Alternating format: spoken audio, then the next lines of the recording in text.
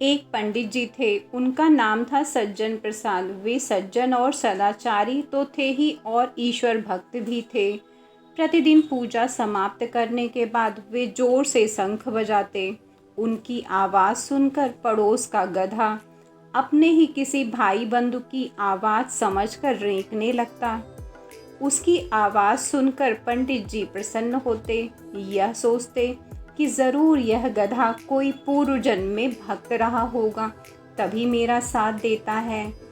एक दिन पंडित जी ने पूजा के बाद फिर से शंख बजाया, लेकिन उस गधे के रेंकने की आवाज़ नहीं सुनाई दी।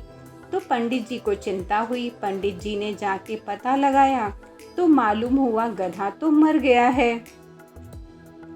तो गधे के सम्मान में पंडित जी ने तर्पण कराया, विधिवत मुंडन भी कराया। शाम को वे दुकान पे कुछ सामान लेने गए तो दुकानदार ने पूछा, पंडित जी यह मुंडन कैसा? क्या किसी अपने का देहांत हो गया है? पंडित जी दुखी होकर बोले, क्या बताऊं भाई, आज शंखराज नहीं रहे।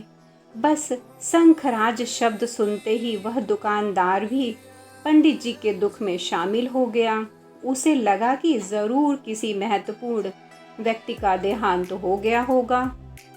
उसने भी अपना मुंडन करा लिया, क्योंकि वो पंडित जी को बहुत मानता था। थोड़ी देर में एक सिपाही उसकी दुकान पर आया।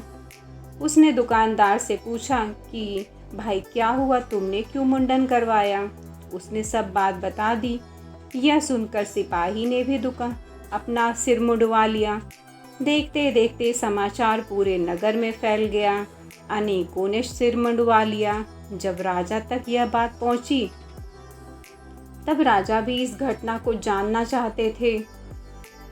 जब उन्होंने पंडित जी को बुला के पंडित जी के बारे में पूछा कि ये शंखराज कौन है, तो उन्होंने सारी घटना बताई कि शंखराज मेरे पड़ोस में रहने वाला एक गधा था।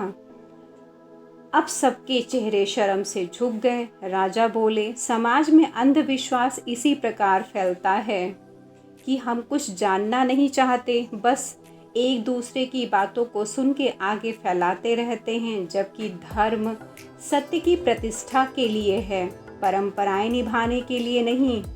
बिना सत्य जाने कभी भी कोई निर्णय नहीं लेना चाहिए। पहले बात की तह तक जाना चाहिए। अगर आपको मेरी कहानियाँ अच्छी लगती हो तो मेरा चैनल लाइक करें, सब्सक्राइब करें। धन्यवाद।